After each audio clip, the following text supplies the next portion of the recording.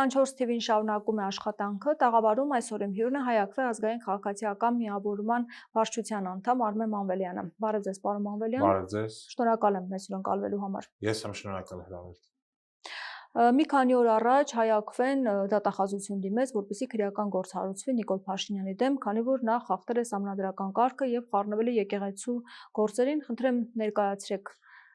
ինչ խնդիր եք տեսնում։ Հայ-Ակվեն նման գործառույթներ պարբերաբար է անում, որտեղ ցավոք սրտի գործող վարչախումբը պարբերաբար խախտում է գործող սահմանադրությունը։ Եվ քանի որ արդեն ո՞րորդ հաղորդումն է հանցագործության ներկայացրել։ Սա տարվա ընթացքում երրորդն է հաղորդումն է, եթե չեմ սխալվում, հանցագործության մասին, բայց այս անգամ ուղղակի այն այսչան ակնառու է այդ խախտումները, իսկ խառնվել գործող կրոնական կազմակերպության այն ամենախոշոր ազգայինի ներքին գործերի, սա օրենքով արգելված է։ Ինքը ինքնավար կառույց է եւ իր որոշումները ինքն է ընդունում ներքին կարգով եւ երրորդ կամ չորրորդ կողմը չի կարող խառնվել դրա մեջ, խոսալ դրա մասին, առավելևս պահանջել ինչ որ ներքին փոփոխություններ, առավելևս պառակտում մտցնել, իսկ հովանավորանքում ինչ որ կատարվում է այդ ամենը, սա այդ պառակտման փորձ է, քանդել եկեղեցի ներսից։ Սա էլ նկատենք էլի, այստեղ շատ կարևոր է հասկանալ, թե ինչու է դա արվում։ Սա ոչ միայն ինչ եք սպասում, արդյոք քրեական գործ կհարուցվի, դուք ինչ եք կարծում։ Ես խնդիրը հետեւյալում է, ամեն դեպքում իրենք դա վերցրել են վարույթ, պաշտոնապես դա մասին հայտարարվել է, արդյոք դա կհասնի նամուր քրեական գործ կհարուցեն եւ մենք շատ մեծ կասկածանք ունենք, բայց մեծ կողմից էլ այս վարույթները, որոնք տալիս ենք ու ինչեւ վերջեն ասում, մեկ այլ մեծ հնարավորություն են տալիս հետագայում, որ Հայաստան տեղ ունենա իշխանապահություն, մենք ցույց կտանք, որ դատախազությունը կոնկրետ տվյալ դեպքում իր գործառույթը չի արել։ Եվ ունենալով հստակ փաստեր եւ ապացույցներ այն մասին, որ կատարում է սահմանադրական խախտում, կատարում են տարբեր Հայաստանի Հանրապետության օրենքների խախտում, ինքը իր գործառույթը չի իրականացնել, չնայած ունեցել է դրա մասին փաստեր, մենք այդ փաստերը ներկայացրել ենք եւ այդ փաստերի հիման վրա փորձել ենք պահանջել ենք, որպեսզի քրեական գործ հարուցվի։ Սա էլ է շատ կարեւոր, որտեվ այն բանից հետո իրանք հրաժարվում են գործ հարուցել, սա չի նշանակում, որ այսպեսով այն ավարտվում է։ Պետք է դիմել։ Հա, սա չի նշանակում նաև որ չպետք է դիմել, որտեղ այն հետևանք չի ունենա այս ընթացքում, ասենք թե մինչև գարուն։ Հետագայում երբ փոփոխություններ լինեն։ Իշխանապողություն, դուք կարծում եք, որ իշխանապողությունը իրատեսական է։ Մենք կարծում ենք, որ ամեն տեսակի զարգացումներ իրատեսական են, հետեւաբար պետք է հատկապես այն դեպքերում, երբ որ կոպտագույն խախտում է տեղի ունենում, այդ բոլոր դեպքերը պետք է արձանագրել։ Առավելևս այդ արձանագրության հիման վրա դիմել դատախազություն, պահանջել քրեական գործի հարուցում։ Կառուցեն ավելի լավ, չեն հարուցի։ Սա ոնց ասած կկուտակվի այն իրենց, ասենք, մեղքերի մեջ, որ այն գործում են, եւ հետագայում դրա հիման վրա արդեն կարող են իսկապես քրեական գործեր հարուցել հենց այն դատախազության այն աշխատողների նկատմամբ, որոնք ունենալով փաստեր հրաժարվել են դա այդ գործերը հարուցել։ Բայց ամեն դեպքում Նիկոլ Փաշինյանը առանձնապես չի կաշկանդվում այդ հանցագործության մասին հաղորդումներով եւ շարունակում է եկեղեցու դեմ կամ կաթողիկոսի հեռացման գործընթացին միտված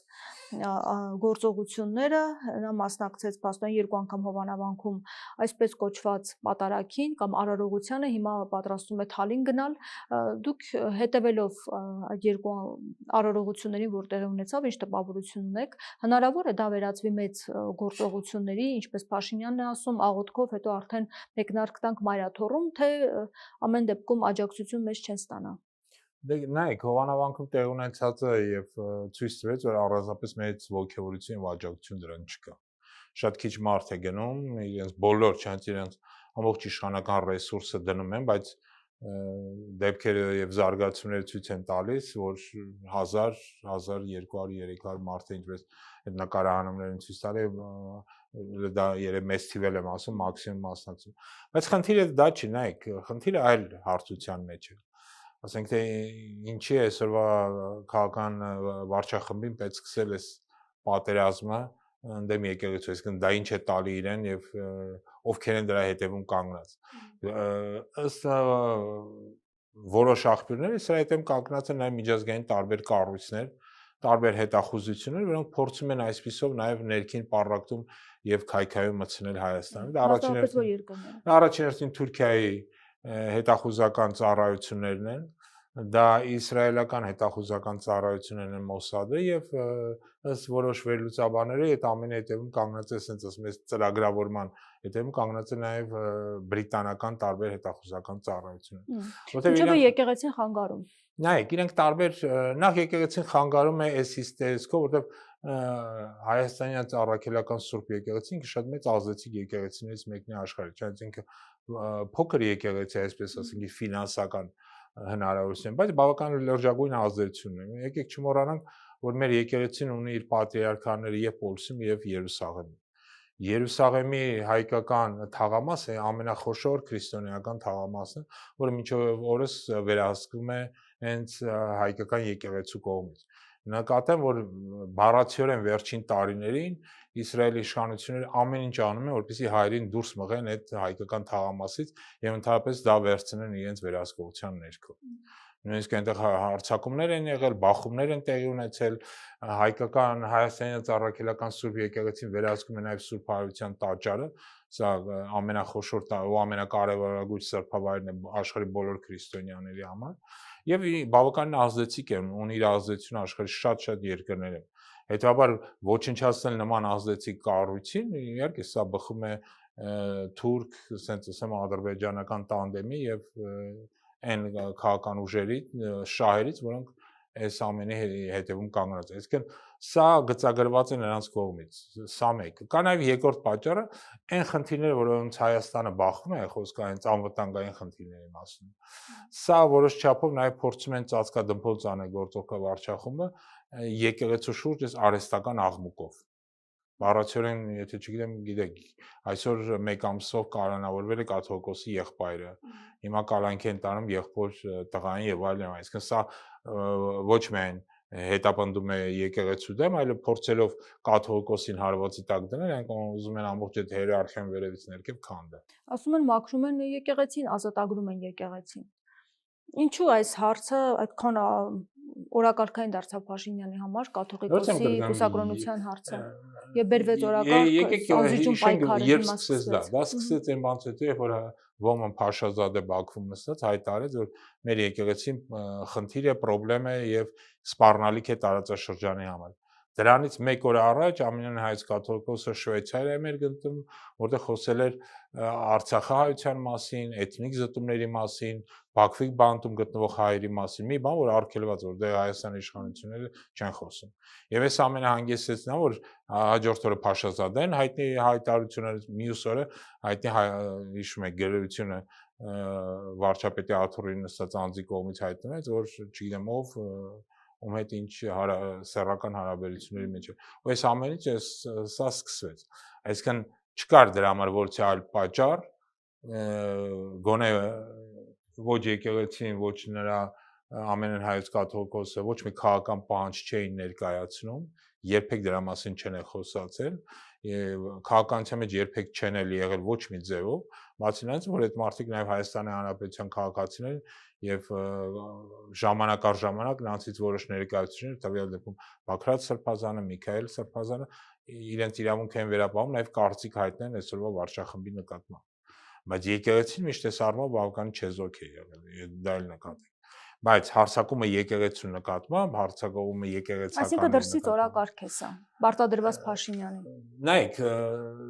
այս օրակարգը ձեռնատու է նաև գործող վարչախմբի, որը այսպեսով փորձում է իր խնդիրները դրանով ծածկադպոց անել։ Նայեք, Հայաստանում շատ վատ ներքին իրավիճակ է ստեղծել։ Բավականին կրիմինալացվել է Հայաստանը, օրինակ սպանությունների, հանցագործությունների թիվը աճել են անգամներով, եթե համեմատենք, ասենք թե 2018 թվականի համար։ Ամեն օր մենք լսում ենք սպանությունների մասին, երբ Հայաստանը այդքան վտանգավոր է, Թալանի հարձակումների գողության մասին, վերջերս նույնիսկ հաղորդագրություն եղավ այն մասին, որ հյուրանոցներից մեկն են Թալանը։ Իսկ մինչև մենք չենք լսել հյուրանոցի Թալանի մասին, բայց սա էլ կա։ Այսինքն գործող վարչախումբը իր ամբողջ ռեսուրսը ոստիկանական եւ այլն ուղղում է ընդդեմ քաղաքական գործիչների, ընդդեմ եկեղեցու եւ մարդիկ massայական հետապնդումների են ենթարկվում։ Այսինքն հետապնդումները այսօր Հայաստանում զանգվածային բնույթ են կրում։ Ձեր դրած լայքի համար, դրած ինչ որ գրության համար հիշեք, երկու փաստաբան է ձերբակալվել,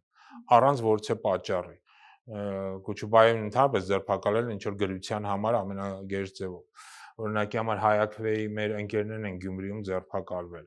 Նորից մենք փաստեր ունենք եւ այդ փաստերը ներկայացնում են մարդիկ ոչինչ չեն անում, ուղղակի մայթին կանգնած են եղել, եկել են մայթից տարել են, վիդեո կադրերը կան, նույնիսկ ձերբակալելու պահին դիմադրություն ցույց չեն տվել, բայց դա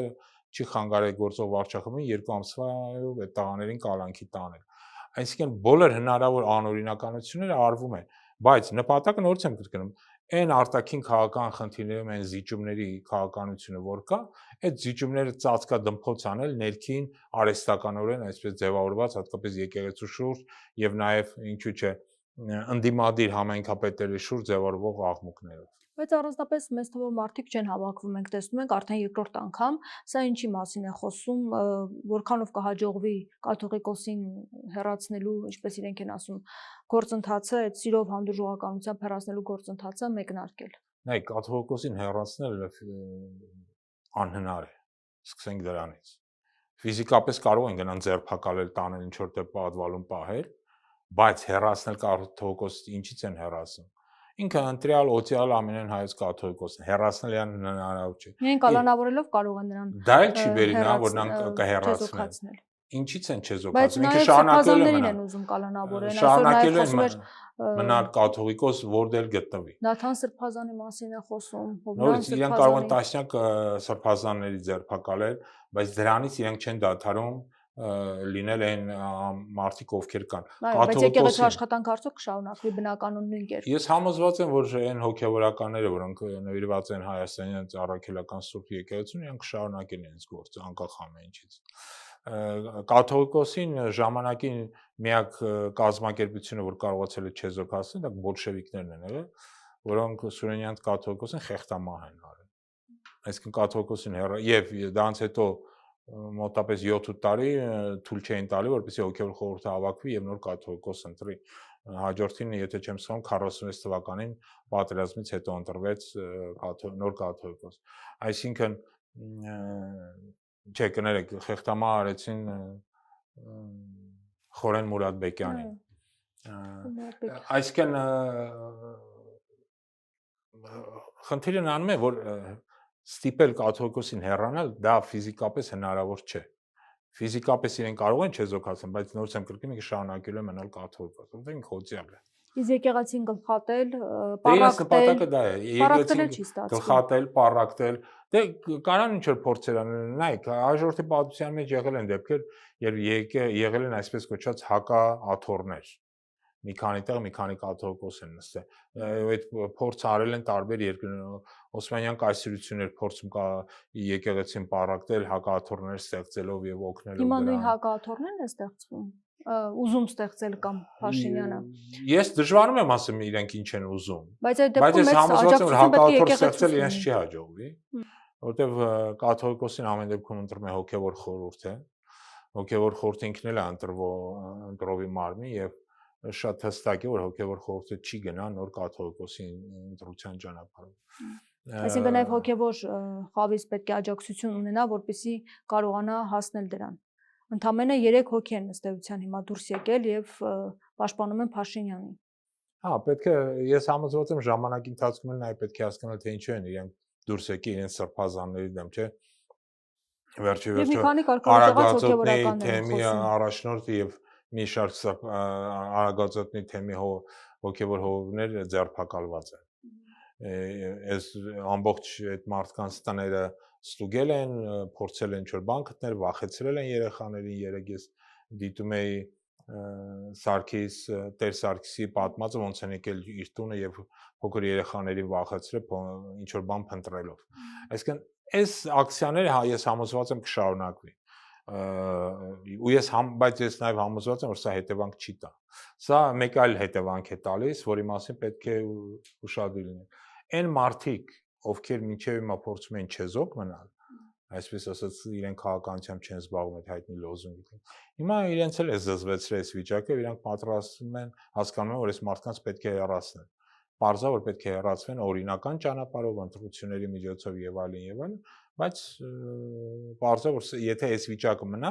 այս երկրում ատելությունը, պառակտումը, քայքայումը, միմյանց նկատմամբ զազրախոսությունը, հայախոսությունը միայն շարունակելու է, միայն խորանալու։ Իսկ սա բերում է ազգի դեգրադացման եւ ազգի քայքայման։ Խաղաղության մասին շարունակվում է խոսույթը եւ այսօր Ալիևն է կրկին հայտարարությամբ հանդես եկել, նա ասում է, որ իբր ադրբեջանցիների վերադարձը Հայաստան չպետք է վախեցնի հայ ժողովրդին, հավելելով, որ երկրում ապրել են ադրբեջանցիները, աջակցել են նրանց պետականությանը եւ նաեւ հայտարարել է, թե չկա Սևանալիճ, կա Գոլչա։ 20-րդ դարի սկզբին հին ռուսական կայսերական քարտեզների վրա հստակ երևում է, որ ժամանակակից Հայաստանի տարածքում գրեթե բոլոր տեղանունները ադրբեջանական ծագում ունեն։ Սևանալիճ չկա, կա Գոլչա լիճ, ասել է Ալիևը։ Այս մասով այս խաղաղության հաստատված ֆոնին Ալիևի այս հայտարարությունը ինչի մասին է խոսում։ Սա հստակերպով խոսում է այն մասին, որ բոլոր հայտարարությունները իբրև խաղաղություն է, դա կեղծ է եւ սուտ։ Ես ուզում եմ այս առումով հատուկ շեշտել, մի քանի անգամ ասել եմ, ելել եմ ուզում ասել։ Հայ ժողովուրդը գոնե այն մասը, առողջ մասը, որ կա, պետք է հստակերպով մի բան հասկանա, որ Ադրբեջանը եւ Թուրքիան երբեք չեն գնա խաղաղության հայ ժողովրդի հետ։ Իրանք կգնան Հայաստանի եւ հայ ժողովրդի ոչնչացման, կդիմեն տարբեր ճանապարհների, տարբեր մեթոդների, բայց երբեք Հայաստանին խաղաղություն իրանք չեն բերի։ Իսկն բոլոր նրանց հույսերը, որ այս մարտիկ մի օր Հայաստանին կամ հայ ժողովրդին խաղաղություն են բերում, դրանք սին են ու շատ վտանգավոր։ Ինչ են վտանգավոր։ Ես այլ եմ ուզում հատուկ շեշտել։ Բոլոր այն մարտիկ հայկական ազգանուններով, ովքեր կգան ասեն, որ Ադրբեջանը մեզ խաղաղություն է բերում, իմացեք, որ այդ մարտիկ դավաճաններ են։ Սա հայտնի թեզ է եւ պետք է հստակ լինի։ Խաղաղության մասին Ադրբեջանի անունից խաղաղության մասին խոսացողները դրանք դավաճաններ են, որոնք փորձում են այսպիսով ինչ որ անձնական շահեր ունեն, ինչ որ անձնական ֆինանսական օգուտներ ունեն։ Ինչպես օրինակ մի քանի օր առաջ ինչ որ խումբ էր եկել ադրբեջանցիների եւ փորձում էին Հայաստանում իբրև ման գալ, հետո պարզվեց այդ խմբի մեջ կան մարդիկ, ովքեր Արցախի շրջափակմանն են մասնակցել։ Հստակ կերպով է, որ այս ամենը կազմակերպվում է միայն դրսի ֆինանսավորման եւ Հայաստանում գործող դավաճանական։ Բայց ինչու է այդ ամենը կազմակերպվում, եթե կեղծ է, այսինքն մեկ օր պայթելու է, չէ՞, այդ փուչիկը։ Հիմա ինչ հաշվարկ կա այս ամենի։ Հաշվարկը մի բարձ է, վերարտադրվել, ընտրություններին վերարտադրվել մարդկանց խափելով, որ իբրև իրենք խաղաղություն են բերում։ Նեն մարդիկ, որոնք չմոռանանք, էլի բարբերաբար պատերազմ,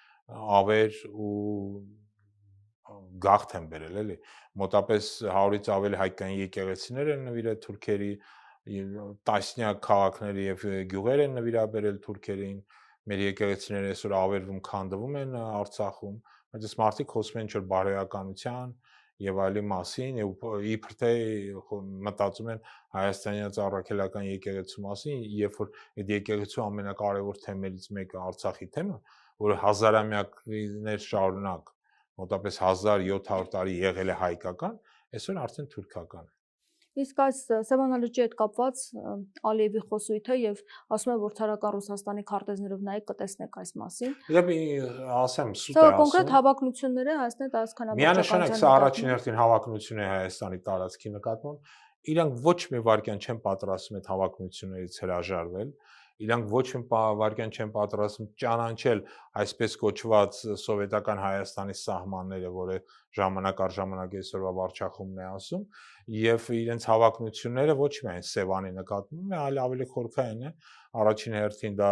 Սյունիքի նկատմամբ, հատկապես այսպես կոչված Թրամփի ուղու կամ Զանգեզուրի միջանցքին է ուղղված եւ այլն, այսինքն իրենց հավակնությունները լինելու են շարունակական եւ իրենց հավակնությունները երբեք կանգ չեն առնելու եւ չեն դադարելու։ Դրա մասին պետք է հստակ կերպով իմանալ։ Այսինքն կարծում եք դուք պայմանագիրը չի կնքվի։ Միանշանակ ես համոզված եմ, որ Ալիևը երբեք այսօրվա ռեժիմը Դե Ալիևը նաև մերժեց առաջարկը Հայաստան գալու, ասաց, որ դեռևս այն իրավիճակը չի ստեղծվել, որ ինքը գա այստեղ։ Նշեց նաև դեռևս պայմանագիրը չի կնքված, այս փաստը նշում։ Ես համոզված եմ, որ իրենք երբեք չեն կնքի այդ պայմանագիրը, խնդիրը նույնիսկ եթե այս ռեժիմը, որ այս աշճան, ասենց ասեմ, ծնկաչոք կանգնած է Ալիևի առաջ, իրանց են մերժում, հասկացեք, այս մարդիկ չեն կնքի ոչ մի տեսակի խաղաղության պայմանագրի Հայաստանի հետ երբեք։ Քանի որ ինչպես նշեցի, այս նպատակը խաղաղությունը չի եւ իրենց նպատակը Հայաստանին հնարավորինս թուլացնել եւ ոչնչացնել։ Այլ նպատակ իրենք ուղակի չունեն։ Սա պետք է հստակ կերպով բոլորը հասկանան։ Նորից եմ գրում, այն մարդիկ, ովքեր ադրբեջանցիների անունից գալիս են եւ խոսում են խաղաղության մասին, հայկական ազգանունների մասին, նրանք բոլորը դավաճաններ են, որոնք ընդհանրապես ուզում են հայկական հերթական ցեղասպանությունը տեղի ունենում։ Իդեպ չմոռանանք, որ 1915 թվականի ցեղասպանությունը նույնպես այդ սցենարով էր տեղի ունենում։ Երբ որ 1908 թվականին թուրքերը եկան իշխանության, ապա հազարավոր հայեր, մտավորական այսպես կոչված հայեր գնում էին հայկական գյուղերը Սասուն եւ մյուս տեղեր, ասում են վերջ ամեն ինչ վերջացել է, հիմա արդեն խաղաղություն է լինելու, սրանք նոր թուրքեր են, ազվազարմ, չգիտեմ, Սորբոնում եվրոպական կրթությամբ թուրքեր են, որոնք հետագայում եւ համոզում են, որպեսզի ֆիդայիները իջնեն սարերից եւ զենքերը հանձնեն։ Եվ ցավոք սրտի շատերը հավատացին դրան։ Թե ինչով այդ ամենը վերջացավ, մենք գիտենք։ Հիմա տեղի ունենում նույն սցենարը, բառացիորեն նույն սցենարը։ Այս այն նորից եմ գրում, այն մարդիկ, ովքեր Թուրքիայի անունից գալիս են ու խաղաղությունից են խոսում, այդ բոլոր մարդիկ դավաճաններ են։ Սա հստակ է ու սա պետք է բոլորը հասկանան։ Ամեն դեպքում Թրամփի ուղու հետ կապված նշվել էր, որ մինչև տարվա վերջ պետք է աշխատանքային խումբ կա եւ այս խումբ գա Հայաստան եւ այստեղ աշխատանքներ տարվեն։ Առասարակ սա ինչ ընթացք կստանա, աստորեն ընթացք որոշակի մենք տեսնում ենք, որ լինելու է։ Եվ ինչ է։ Ես դժվարանում եմ ասում սա ինչ ընթացք կստանա։ Միանշանակ է դա ասված չան, այս ծրագիրը ստացի, ապա Ադրբեջանը եւ Թուրքիան պաշտոնապես կարող են հավակնել Հայաստանի հարավի նկատմամբ։ Այսինքն այն ճանապարհը, որ դա անցնելու է, դա հստակ կերպով լինելու է իրենց հավակնությունների շրջանակում եւ ցավոք սրտի իրավական այն բաները, այն գործիքակազմը, որ այսօր կիրառվում է, դրա հնարավորությունը տալիս է։ Եթե դուք այդ փաստաթղթերը կարդաք, ապա այնտեղ խոսվում է, որ այդ ճանապարհը լինելու է ինչ որ անհասկանալի իրավական կարգավիճակով, այնտեղ շեշտում է, որ դա լինելու է հայկական տարածքում, բայց ինքը ճանապարհը այլ իրավական կարգավիճակ է ունենալու եւ ինչ որ երրորդ անհասկանալի ուժերի վերահսկողության ներքո է լինելու։ Բայց այդ ճանապարհը նաեւ շեշտում է հստակ կերպով լինելու է Ադրբեջանի եւ Թուրքիայի, ասենք ասեմ, կամ Ադրբեջան եւ Նախիջևան կապի համար, անխափան, անխոչնդոտ, ինչպես այնտեղ գրած է կապի համար։ Հետաբար եթե ասված չեն այդ ճանապարհը իրականություն դառնա, ապա Հայաստանը կսկսի կորցնել կամաց ժամանակի ընթացքում նաև վերահսկողությունը հարավի նկատմամբ եւ դեպի Պարսկաստան իր սահմանը եւ իր ուղիները կկորցնի։ Հետաբար այդ ճանապարհի իրականացումը այդ տեսքով ոնց որ տեղ է գրած կամ ոնց որ Ադրբեջանը պատկերացնում չի կարելի թույլ տալ եւ չպետք է այն իրականանա։ Հիմա այդ խմբերի գալը ինչ է փոխելու այստեղ, որովհետև հաղորդագրության մեջ ըստ էության նշված է, որ ողջունում են Ադրբեջանի եւ Հայաստանի ներկայացուցիչների միջև վերջերս տեղի ունեցած բովանդակալից քննարկումները սահմանների սահմանազատման, ականազերծման եւ թրիփի նախագծի աջակցության համար ենթակառուցվածքների զարգացման վերաբերյալ եւ նաեւ ողջունում են, որ Ադրբեջանը իր տարածքով թույլ է տվել բեռներ կան Հայաստան եւ այս գործընթացը իրենք փաստորեն հանձն են առնում շարունակություն տալ։ Նորից եմ կրկնում, կան շատ ուժեր, որոնք շահագրգռված են այս ծրագրով։ Այս ծրագիրը հստակ կերպով չի բխում Հայաստանի շահերից, որտեվ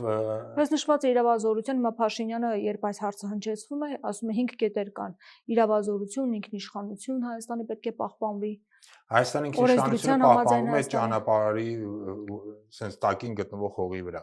Ճանապարհի նկատմամբ ոչ մի ինքնիշխանություն չի պահպանվում։ Ճանապարհի նկատմամբ ինքնիշխանությունը կպահպանվի, եթե այդ ճանապարհը վերահսկվի հայկական զորքերի կամ հայկական սահմանապահների կամ հայկական ոստիկանների կողմից։ Եթե դու չես վերահսկում այդ ճանապարհը, ապա մնացած ընդհանրապես ասենց ասեմ։ Դու կարծում եք չի լինի իսկապես այդ վերահսկողությունը կամ հեռավար կլինի, ինչպես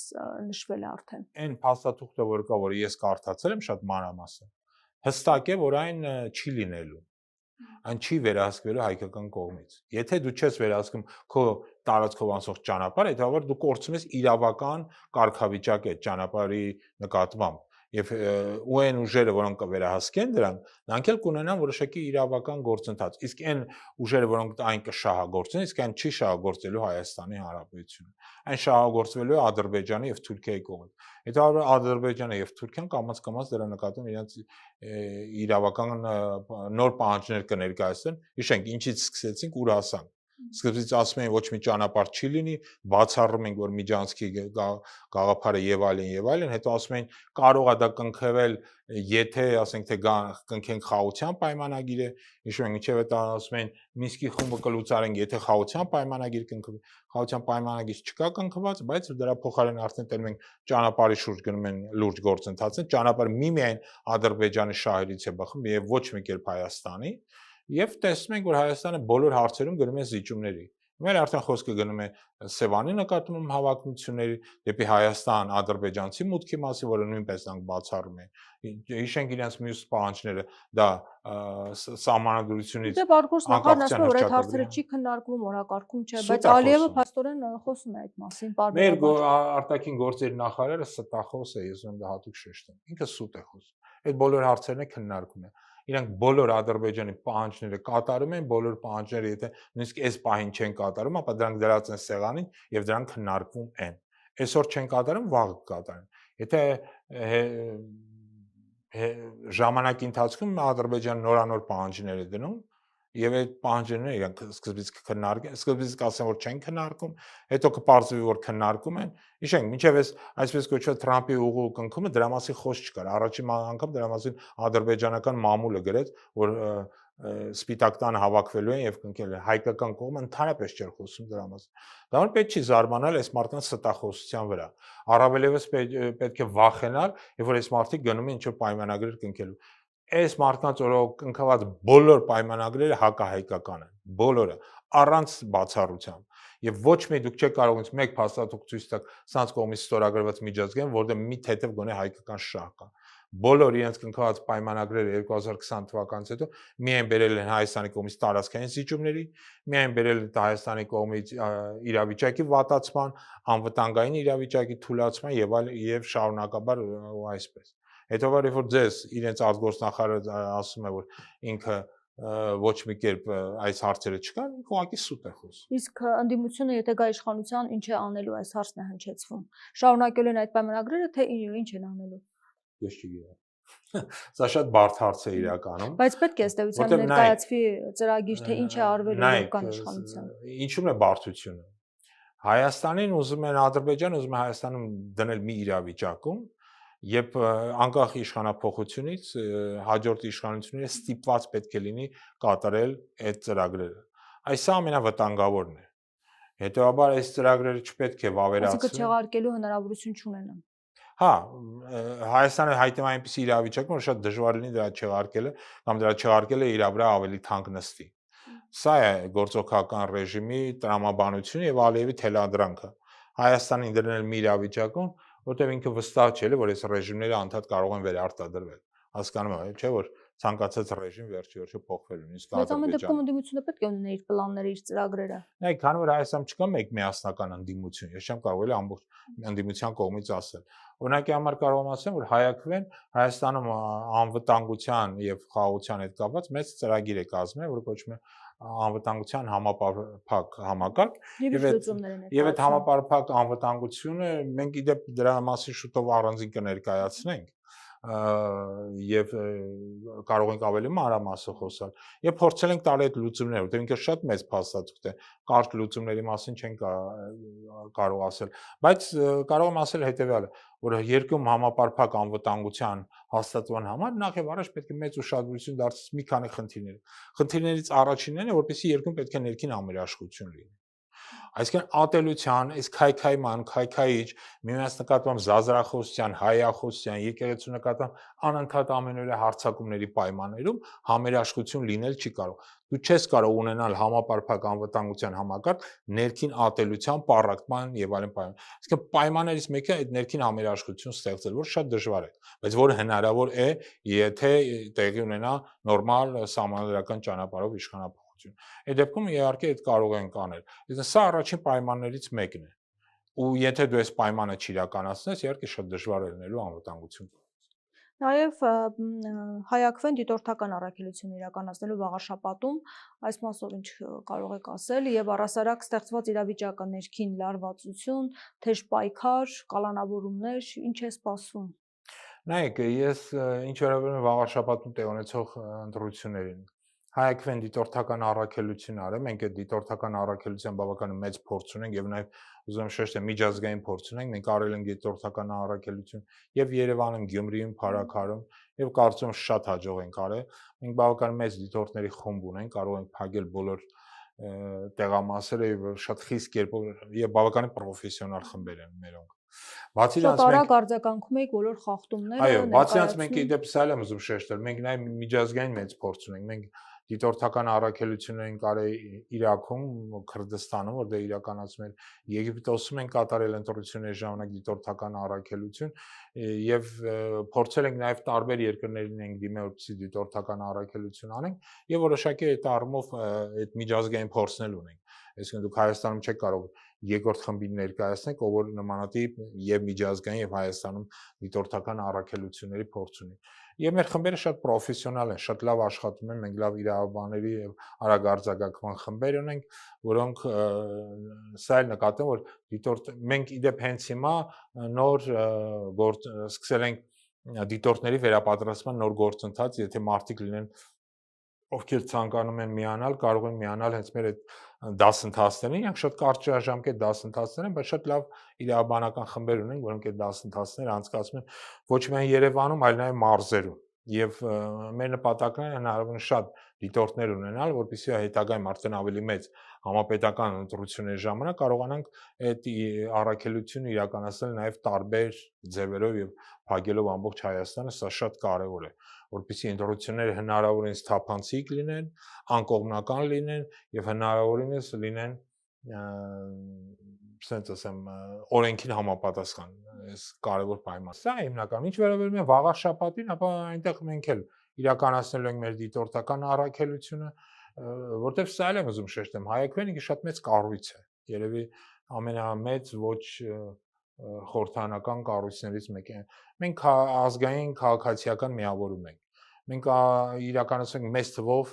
կրթական տարբեր ծրագրեր։ Ամենամեծ կրթական ծրագրերը մենք ենք իրականացնում։ Դա ոչ միայն դիտորդական է, դա քաղաքական դպրոցն է, դա քաղաքական դասընթացներ է։ Մենք նաև իրականացնում ենք կրթական ծրագրեր տարբեր խմբերի համար, օրինակ երիտասարդության համար SMM-ի տարբեր դասընթացներ են կատարում։ Հենց հիմա սկսել ենք մեծ կրթական ծրագիր պայմանավորված դրոնների կառավարման հետ, որտեղ այդտեղ էլ մենք որոշակի փորձ ունենք եւ այլն եւ այլն։ Եվ նմանատիպ տարբեր տիպի բազմաթիվ կրթական ծրագրեր ենք իրականացում եւ մեր առաքելությունը դանում ենք տեսնում, որտեղ մենք ուզում ենք պատրաստել մի սերունդ կամ ու դա ոչ միայն իդեպ ուղղված է երիտասարդներին։ Մենք նաեւ ծրագիր ենք սկսել իրականացնել կապված հենց մեր թոշակառուների հետ, աջակցություն թոշակառուների եւ որպեսզի պահանջելով թոշակների բարձրացում եւ այլն եւ այլն։ Եվ այս ծրագրերը նպատակ ունեն, որպեսզի մարդիկ հասկանան, որ տարբեր կազմակերպություններ եւ կառույցներ կարող են իսկապես մեծ թվով ծրագրեր իրականացնել մարդկանց կրթելու, մարդկանց պատրաստելու, ինչու՞ չէ նաեւ քաղաքական գրագիտությունը բարձրացնելու համար։ Գյումրու համայնքապետը կալանավորվեց, Մասիսի համայնքապետը կալանավորված է, Փարաքարի համայնքապետը սպանվեց։ Այս ամեն ինչը ինչի Իդեպ մասին է Բյուրեղամանի խոսում։ քաղաքապետի կասեցնել են նա գործունեություն, որ ելի ընդդիմություններ ներկայացում։ Սա ընտրությունների նախապատրաստելու ըստ իրենց պատկերացման ձևերից մեկն է։ Իդեպ ուզում եմ մի բան հիշեցնել։ Էրդողանը ինքը նույն քաղաքականություն է վարում Թուրքիայի նախագահան։ Թուրքիան բոլոր համեթե բոլոր քաղաքապետները եւ ովքեր ընդդիմությունն են ներկայացնում, իրենք բոլորը ձերբակալված են։ Նույն Ստամբուլ քաղաքի ամենամեծ քաղաքի քաղաքապետն է ձերբակալված, որը նույնպես ընդդիմության ներկայացուցիչն է։ Այսինքն նոր ձերբակալություններ են սպասվում։ Ես համոզված եմ, որ ձերբակալությունները չեն դադարի։ Բառացիորեն ինչպես նշեցի, այսօր ձերբակալվել է կաթողիկոսի եղբայրը,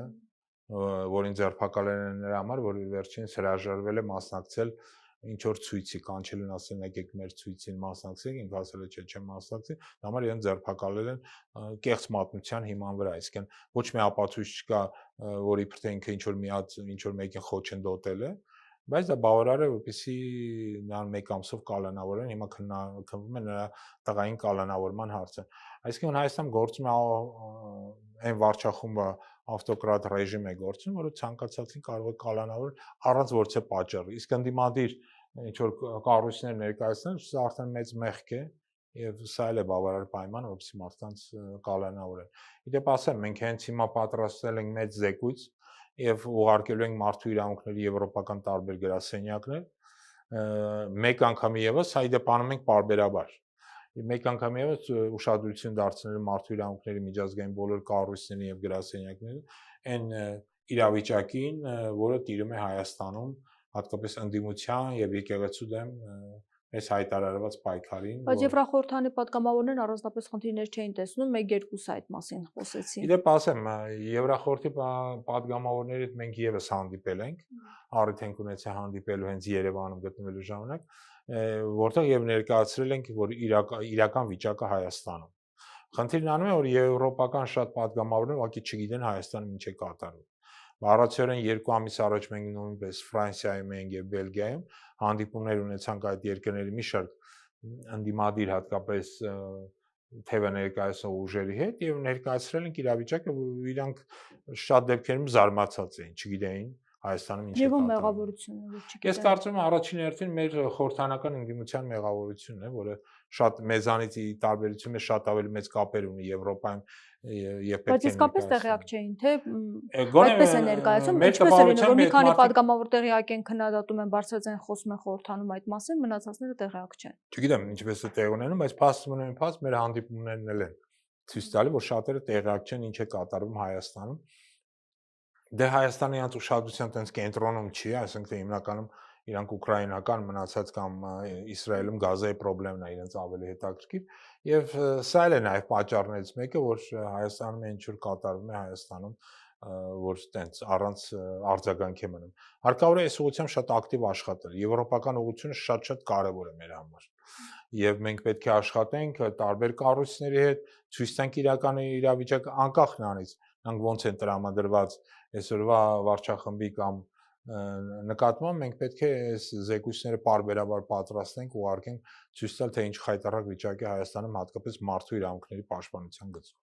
Շնորհակալ եմ զրույցի համար։ Ես եմ շնորհակալ հրավերքի համար։ Զրուցակիցս Հայ Ակվե ազգային քաղաքացիական միավորման վարչության անդամ Արմեն Մանվելյանն էր։ Շարունակեք մեզ հետևել, կհանդիպենք։